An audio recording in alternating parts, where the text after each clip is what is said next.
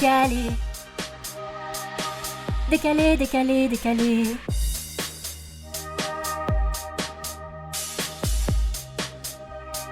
Un brin décalé. Bonjour à tous. Alors on se retrouve aujourd'hui pour le 5e épisode. 6 si on compte les 2 parties du 2e épisode. Alors, de quoi on va parler aujourd'hui ? On va parler des comportements dits restreints et répétitifs.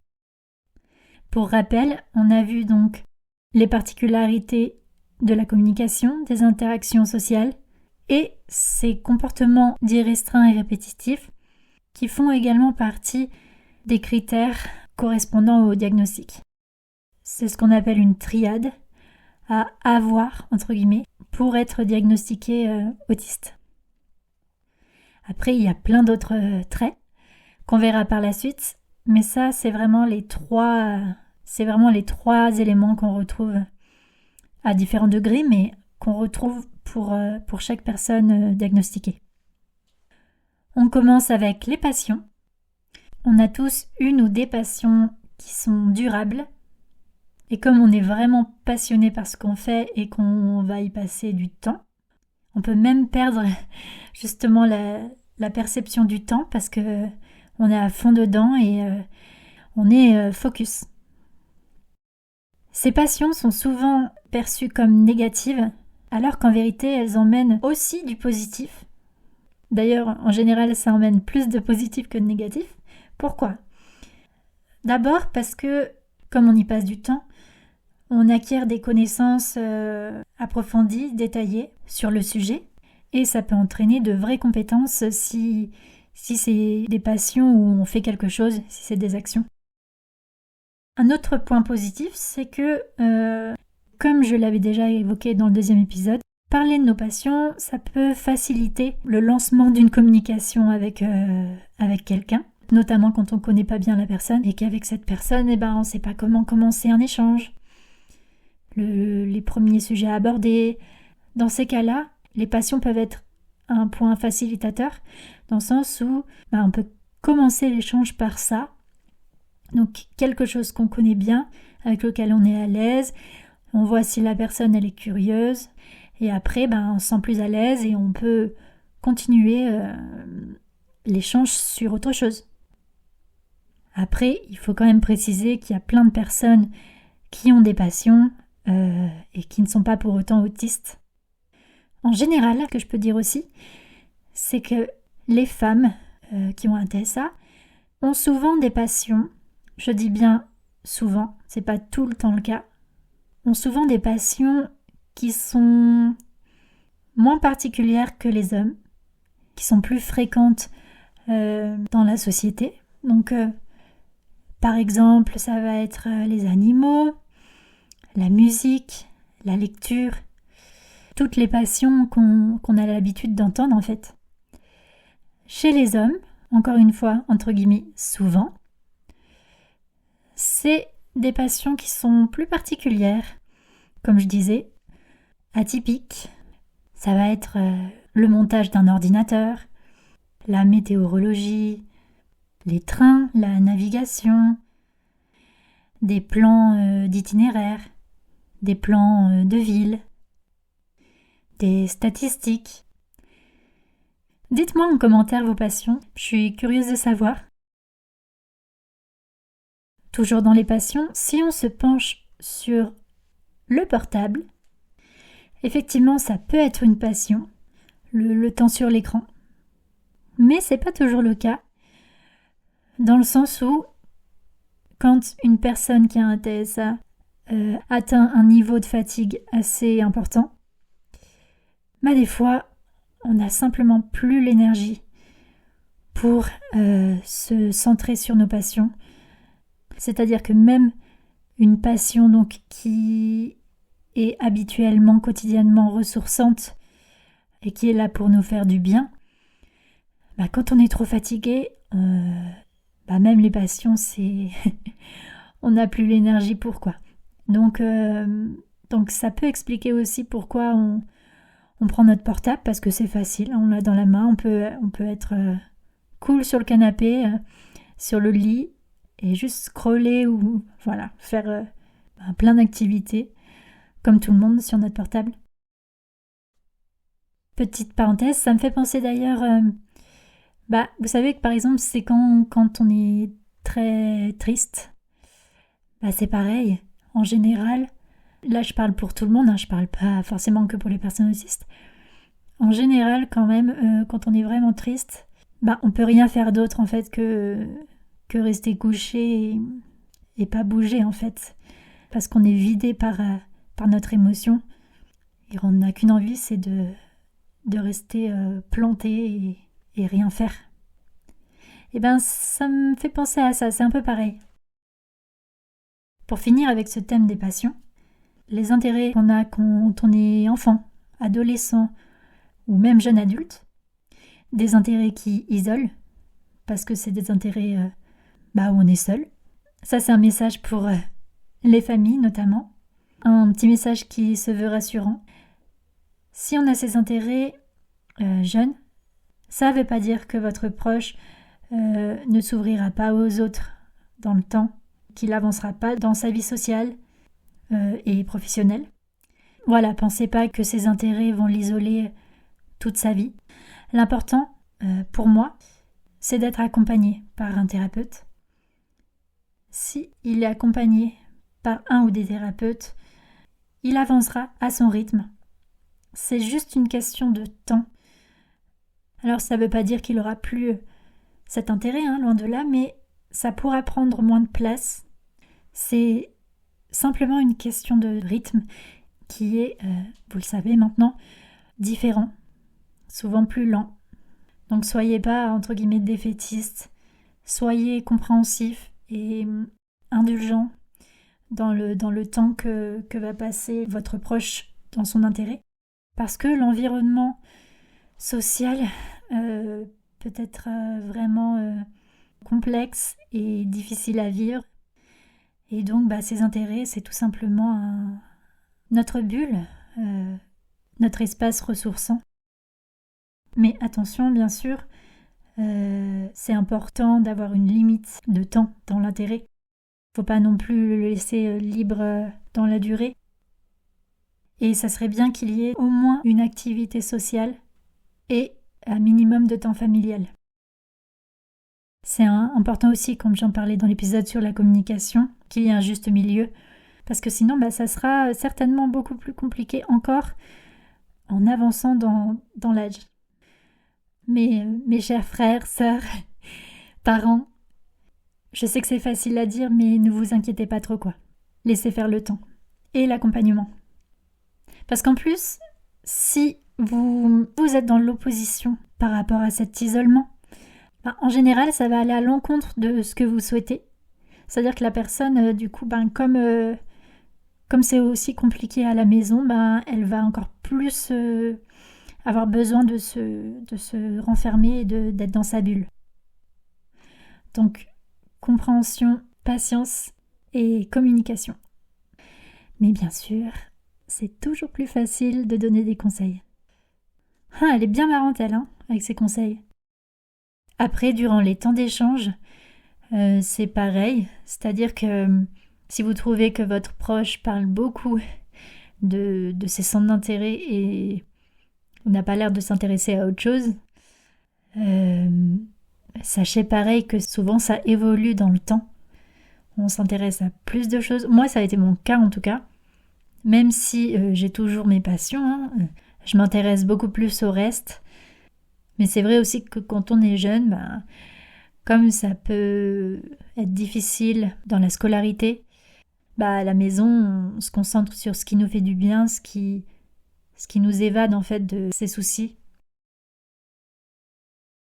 Alors, deuxième grosse partie, qui est, vous allez voir, assez complexe. On va parler des différents types d'actions et de gestes répétitifs.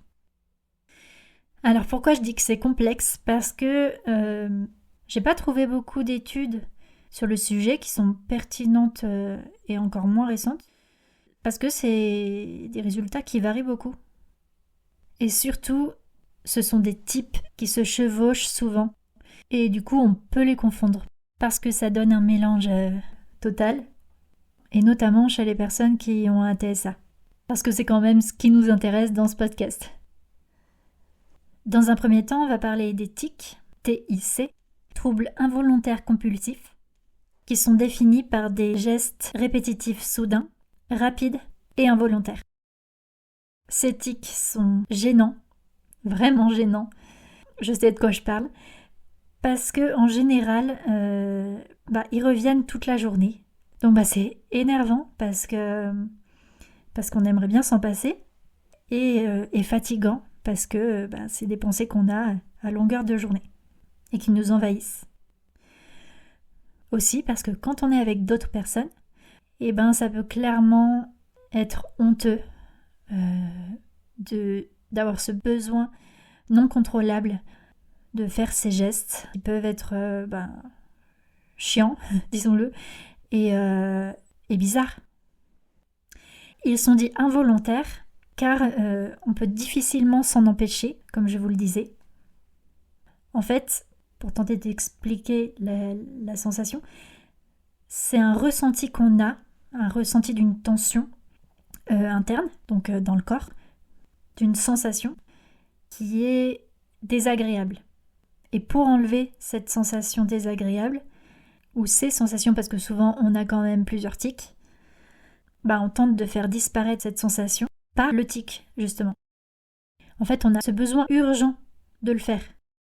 Et en faisant le tic, on ressent un soulagement qui est immédiat. Mais par contre, ce qui est ballot, c'est que le soulagement, il est vraiment de très courte durée. Et c'est pour ça qu'on dit que le geste est répétitif et qu'on a besoin de le faire plein de fois dans la journée. C'est parce que le soulagement, il reste très bref. Il y a parfois des erreurs d'interprétation, même chez les professionnels, qui pensent que ces gestes ne sont pas des tics, parce que, en soi, à proprement parler, nos gestes sont volontaires. Comme c'est nous qui les actionnons, c'est-à-dire que c'est pas des réflexes, c'est nous qui commandons à notre corps de faire ces gestes. Donc, comme c'est nous qui les actionnons, qu'on a conscience qu'on les actionne, ils se disent c'est volontaire. C'est pas involontaire comme dans l'éthique. Sauf que si ça ne tenait qu'à nous, on les supprimerait. Je pense que beaucoup n'ont pas du tout envie de les avoir. Donc oui, en soi on les actionne, mais parce que on ressent ce besoin urgent de par cette sensation. C'est vraiment plus fort que nous. Et en fait, ma psychologue qui est spécialisée m'expliquait que c'est ce qu'on appelle une sensation prémonitoire, qui peut donner du coup un comportement automatisé, celui de faire le geste en réponse à cette sensation désagréable. On sait qu'on a un soulagement en faisant ce geste, même si le soulagement est bref. Donc après, c'est devenu automatique de le faire, c'est une habituation. Certaines personnes qui ont des tics peuvent ressentir une douleur, et c'est une douleur qui vient du fait que le geste est trop intense, parce qu'on le verra plus tard, mais on a un rapport à nos sens, à nos 5 sens, qui est très souvent amplifié par rapport à la société. Et les tics sont dits aussi plus changeants avec le temps que les stéréotypies dont on va parler juste après. Parce qu'en fait, quand enfin y a un tic, t'es contente parce qu'il diminue fortement, tu peux être sûr qu'il y a un autre tic qui va prendre sa place. Et en fait, c'est sans fin et c'est ça qui est vraiment déprimant, où tu as l'impression que tu vas jamais t'en sortir parce que ton cerveau, il aime pas le vide. Soit il va amplifier un tic que tu avais déjà, soit va survenir un tout nouveau tic. Et j'ai essayé plusieurs thérapies, dont l'hypnose, qui a bien marché sur moi pour plein de problématiques, mais pas sur ça, où justement ça faisait ça en fait, il était remplacé par un autre tic.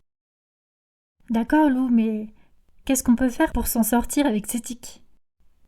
J'ai pas la prétention de tout savoir et d'avoir des recettes miraculeuses, mais je vais quand même vous partager mes connaissances et mon vécu aussi, parce que Je serais heureuse si, en vous donnant quelques pistes, ça peut vous aider.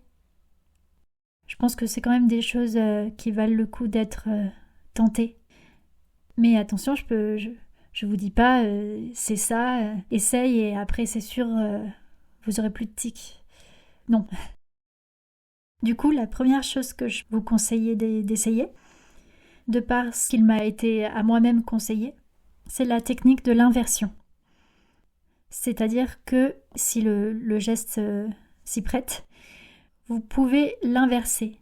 Donc par exemple, si c'est, je dis n'importe quoi, si vous avez besoin de lever vos épaules, par exemple, pour remplacer, vous allez les baisser le plus possible. Si c'est tourner votre main vers la gauche, ben vous allez la tourner vers la droite. Après, selon l'éthique, c'est pas forcément, il n'y a pas toujours de gestes inversés possible. La deuxième chose, c'est ce que j'essaye de faire actuellement, c'est de prendre un temps par jour. Commencez par 2-3 minutes, et puis de jour en jour, si vous trouvez que ça va, que c'est faisable, vous augmentez le temps, la durée. Ce temps durant lequel on va se concentrer sur l'essai de résister à faire ce tic. Je pense qu'il faut d'abord se concentrer sur un tic à la fois, ou si vous voulez essayer plusieurs, essayez, mais moi je sais que je me concentre sur un tic à la fois, même si on aimerait bien, si vous êtes gourmand comme moi, on voudrait travailler sur tout d'un coup. Mais ça c'est que mon avis, faites comme vous le sentez. Donc on prend un temps par jour, au début de 3 minutes, et en même temps que vous faites tout pour résister, vous utilisez une technique de respiration. Et je vous conseille aussi de vous dire dans votre tête des phrases qui vous encouragent. Par exemple, moi j'aime bien dire « je résiste, je suis forte, je suis capable, j'ai réussi plein de choses, donc il n'y a pas de raison que je ne sois pas capable. Le tic, je vais te clouer au sol. » Enfin, vous voyez, faites vos propres phrases. En plus, là, franchement, on rentre presque dans l'intime. Je vous confie même mes phrases, c'est pour dire. Ah oui, c'est ça que je vous ai pas dit. Ce que mes thérapeutes m'ont dit, c'est que ce soit vos tics, vos stéréotypies ou vos tocs, dont on va parler ensuite, ce n'est pas vous. Essayez de les dissocier de vous. Imaginez que c'est un personnage ou une couleur ou autre chose, mais en tout cas, ce n'est pas vous. Et franchement, moi, ça m'a aidé. La troisième chose, c'est que je ne suis pas thérapeute. Enfin, en tout cas, pas pour ça. Et je pense que quoi qu'il en soit, je vous conseille vraiment d'aller voir quelqu'un de formé, quelqu'un de professionnel, que ça soit un ou une psychologue, neuropsychologue. D'ailleurs, il y en a qui ont les deux casquettes. Et qu'ils soient spécialisés surtout dans les tics et ou les tocs, selon ce que vous avez vous. Je pense que pour ces particularités-là, en tout cas, ça peut être vraiment pertinent de se faire aider par un professionnel. Et souvent, ce qui est proposé par ces professionnels, c'est la TCC, thérapie cognitive et comportementale. Les stéréotypies. Contrairement aux tics, elles sont dites agréables, plus volontaires, dans le sens où on les actionne parce qu'on le souhaite, plus contrôlables, rythmiques, lents et élaborés. Personnellement, je pense que plus rythmique, lent et élaboré, c'est pas toujours le cas, mais c'est que mon avis personnel. Donc pour expliquer un peu, on fait le mouvement parce que ça nous apaise, c'est volontaire, et que ça nous permet aussi d'extérioriser nos émotions, qu'elles soient négatives ou positives. Ça nous aide à les réguler, à se sentir en sécurité aussi, comme dans une bulle. Et parfois, elles peuvent aussi venir spontanément dans certaines situations, notamment quand on est très concentré. Pour résumer, ça apporte un apaisement sensoriel et une gestion émotionnelle de façon générale, donc sans forcément toujours une une situation déclenchante directe. Mais aussi, il y a des stéréotypies qui apparaissent sous stress, justement, où là, c'est pas directement une recherche d'une sensation agréable. Là, on va les faire vraiment pour évacuer la surcharge sensorielle qu'il peut y avoir dans certains contextes, ou émotionnelle. Bon, j'espère que je vous ai pas perdu, que vous suivez toujours. Maintenant, je vais vous donner des exemples de tics et de stéréotypies. Et comme ça se chevauche souvent, je vais pas prendre de risques en séparant les exemples. Donc, dans les exemples, sachez qu'il y en a qui peuvent être des tics comme des stéréotypies. Et puis, je pense surtout aussi que ça dépend vraiment de chaque personne, de son action précise en fait. Un tic pour quelqu'un peut être une stéréotypie pour quelqu'un d'autre.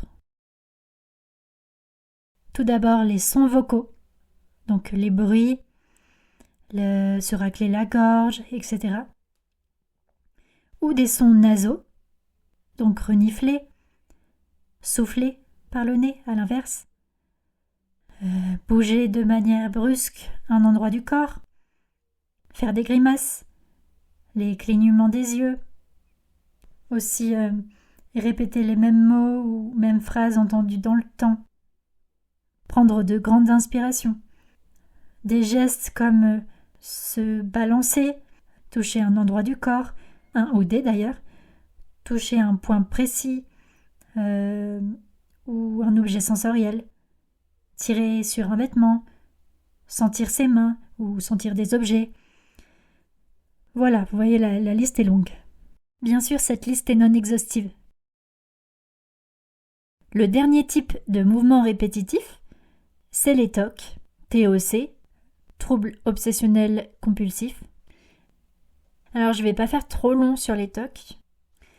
Quand on a des TOC, c'est qu'on a une anxiété qui est quotidienne, qu'on a des peurs qui prennent de la place. Et pour répondre à ces peurs, on met en place différents TOC selon les personnes, en ayant un besoin important de contrôle. En fait, c'est des comportements qu'on met en place pour soulager ces peurs. Le problème, comme avec les tics, c'est qu'on a un soulagement, mais de courte durée.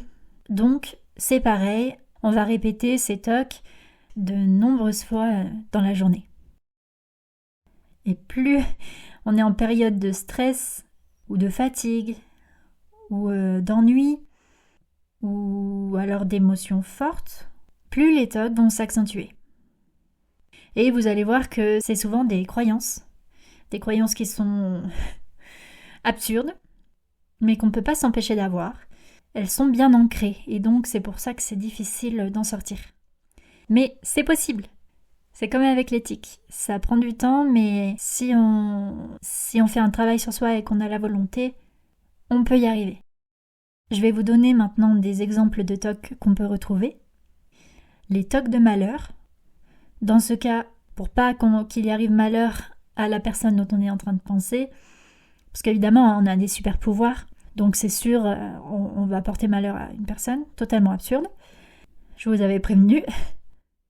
Parce que soit on a des pensées qui arrivent toutes seules, en fait, c'est nous qui créons des pensées, il va arriver un malheur à un tel, voilà. Soit c'est par exemple si on entend des phrases à connotation négative, comme je vous donne une phrase, on entend le mot maladie, on va redire non, cette personne ne va pas avoir de maladie. Non, cette personne ne va pas avoir de maladie. Non, cette personne ne va pas avoir de maladie. Si c'est par exemple 3 fois. Ça peut être dans le contexte de la lecture, si on lit des phrases pareilles à connotation négative, qui pourraient... on a la croyance que ça pourrait prédire un malheur pour la personne à laquelle on pense dans sa tête. Ça peut être aussi faire un geste pour contrer, donc cligner des yeux... Et aussi, il y en a à l'inverse qui ont aussi des TOC que moi j'appelle des TOC de souhait. Donc pour par exemple le mot il arrive à la personne, et ben c'est pareil, on va dire plusieurs fois le mot, la phrase pour que ça arrive. Ensuite, on a le toc de l'ordre, donc c'est l'alignement d'objets ou que tout soit exactement à la même place. Le toc de contrôle, donc là on va tout vérifier. C'est pareil, c'est souvent, tout ce que je vous dis, c'est souvent associé à un comptage. Donc c'est-à-dire qu'on va, on va répéter le geste un nombre de fois précis.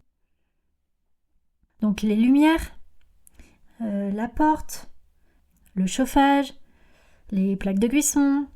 Et ça, même si par exemple on n'a pas utilisé la plaque de cuisson de la journée, on a quand même vérifié.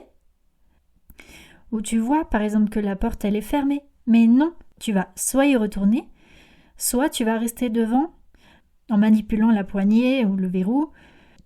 Tu le sais que c'est totalement absurde, mais tu vas quand même avoir besoin de le faire parce que même si tu sais totalement que c'est fermé, bah t'as une petite pensée qui te dit « Ah, mais est-ce que t'es sûr vraiment que c'est fermé ?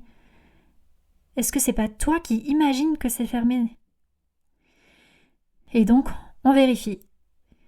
Et notre cerveau, il a besoin de temps pour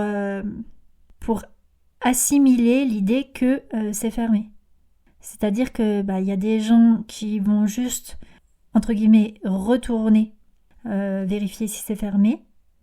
Mais il y a aussi des personnes, il faut soit compter, soit se dire c'est bon, c'est fermé. Ça prend pas juste une seconde. Donc ça donne vraiment des comportements très, très bizarres, quoi. Que même nous-mêmes, on sait que c'est absurde. Le toc de propreté, là on va avoir peur de salir les autres et ou d'être sali soi-même. Donc ça peut être en difficulté face à des textures qui collent. Ça peut être pas rentrer dans un ascenseur où il y a quelqu'un qui nous paraît sale. Ça va être se laver les mains maintes et maintes fois dans la journée. Pas pouvoir avoir de contact corporel avec les autres. Ça peut être je crois que j'ai touché ça. Alors qu'en réalité elle est à 3-4 mètres de l'objet qui est sale. Passer des heures à la douche parce que malgré les savons, t'as l'impression que t'es encore sale. C'est une pensée qui te contrôle. Et en fait, le TOC, c'est le doute. Il y a le TOC de rinçage. Là, c'est parce que t'as peur de pas assez rincer. Le TOC d'erreur. Là, tu relis plusieurs fois le même paragraphe ou la même page pour être sûr que tu as tout bien lu. Tu vas tout recalculer si tu as besoin de faire des calculs, etc. Les différents tocs mentaux. Tu additionnes tout, tu fais des tas de listes dans ta tête. Le toc d'impulsion. Dans ce cas, on a peur de porter atteinte à quelqu'un ou à soi-même en perdant le contrôle. On a peur de blesser, d'insulter. Et les personnes qui ont ce TOC, c'est bien connu que c'est en fait les personnes qui sont le moins susceptibles de porter atteinte à quelqu'un parce que paradoxalement, elles ont beaucoup de valeurs. C'est pareil, tu sais très bien que t'as rien fait au fond de toi. Mais tu vas quand même aller vérifier et c'est terrible ça. Il y a des gens, ils pensent avoir renversé quelqu'un en voiture par exemple. Donc ils vont refaire le trajet pour être sûrs qu'ils n'ont pas renversé quelqu'un. Après, il y a des peurs d'impulsion qui sont moins handicapantes que celles-là, mais c'est pour dire que ces tocs, ça peut vraiment nous gâcher notre quotidien. Et dans l'idée de briser une nouvelle fois un préjugé, sachez qu'il y a aussi des personnes connues qui ont des tocs, alors qu'on n'aurait jamais cru. C'est le cas par exemple de Muriel Robin, qui passe son quotidien à compter des tas de choses, ses pas, les escaliers, pour ne pas tomber sur des chiffres impairs. Également, elle ne marche pas sur les lignes. il y a aussi Camille Combal, qui additionne les lettres de l'alphabet, c'est-à-dire leur ordre dans l'alphabet, dans les mots ou les prénoms, parce qu'il faut que tous les résultats des additions soient des chiffres ronds. Il faut que ça tombe sur des chiffres ronds. Il y avait aussi par le passé Guillaume Canet, qui avait, lui, le toc de vérification. Et d'ailleurs, il a dit qu'il avait quand même bien abîmé, voire cassé, des poignées ou des robinets. Voilà, je vous ai donné des exemples, il y en a d'autres, mais je répète qu'on n'a pas tous ces tocs, heureusement. Et on n'a pas tous non plus les mêmes degrés, et les représentations d'un même toc ne seront pas toujours les mêmes entre nous. Et cette fois, je vous dirai pas lesquels sont les miens, parce que déjà, je suis pas sûre que ça vous intéresse, et parce qu'encore une fois, c'est vraiment la particularité qu'on peut avoir quand on a un TSA. D'ailleurs, il y a plein de gens aussi qui n'ont pas un TSA, qui ont des TOC. C'est vraiment la particularité qui pour moi est la plus taboue et difficile à confier. Et parce que ça serait pas drôle sinon, sachez qu'il y a aussi des tics qui peuvent devenir aussi des TOC. Quand dans ces tics, on a des croyances qui apparaissent. Par exemple, c'est le cas quand on va faire des bruits de gorge. Et bien, quand on est en présence d'autres personnes, ça devient un TOC quand on fait ce bruit de gorge en synonyme de test pour voir en fait si on est accepté avec ce tic. On teste le regard de l'autre. Si la personne, elle n'a pas de réaction, ça veut dire qu'elle m'accepte. Donc, en gros, si vous avez suivi, selon les actions, ça peut être loin d'être évident de savoir si tel geste, ça relève d'un tic, d'une stéréotypie ou d'un TOC, et parfois même de plusieurs. Et comme pour les tics, je vous conseille vraiment d'aller voir un thérapeute spécialisé. J'ai mentionné la TCC, mais j'ai aussi essayé la Deep TMS, stimulation magnétique transcrânienne, qui est une méthode assez récente qui a prouvé son efficacité. Mais sur moi en tout cas, je suis franchement pas sûre que mes avancées viennent de là. Alors ça consiste en quoi cette méthode ?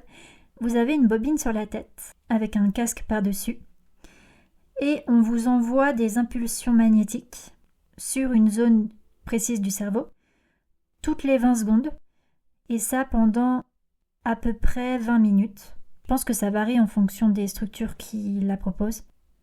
Et vous avez 20 à 30 séances consécutives. Normalement, ça fait pas mal. Après, pour des personnes qui ont un TSA, qui sont sensibles à ce niveau-là, ça peut peut-être leur provoquer des douleurs, mais moi, ça n'a pas été le cas. Par contre, ça surprend. C'est assez bizarre comme sensation. Ça ressemble un peu à des forts picotements. Pour ce qui est des thérapies médicamenteuses, de mon vécu personnel, ça n'a pas marché.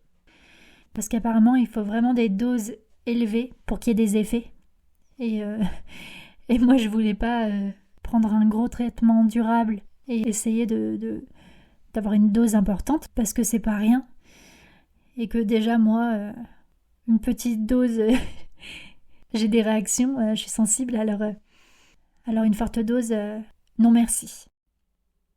Et enfin, je sais qu'il existe pour des cas très sévères et résistants aux autres méthodes, des opérations chirurgicales. Mais faut-il encore vouloir se faire opérer du cerveau ? Voilà, j'ai décidé de séparer cet épisode en 2 parties, parce que comme pour la communication, c'est un thème qui est complexe, vous l'avez vu, et où il y a beaucoup de choses à dire. Donc la prochaine fois, après le nouvel invité, j'évoquerai dans la 2e partie les routines et la sensibilité au niveau sensoriel. Cet épisode est terminé, j'espère qu'il vous a plu. N'hésitez pas à me dire ce que vous en avez pensé, à liker ou mettre 5 petites étoiles selon la plateforme d'écoute, à partager. On se donne rendez-vous sur ma page Facebook ou Instagram. Et si vous êtes abonné, vous recevrez à chaque fois une notification dès qu'il y a une nouvelle publication ou un nouvel épisode qui est en ligne. Merci beaucoup et à bientôt. Alors, est-ce que c'est pas bien d'être un brin décalé ?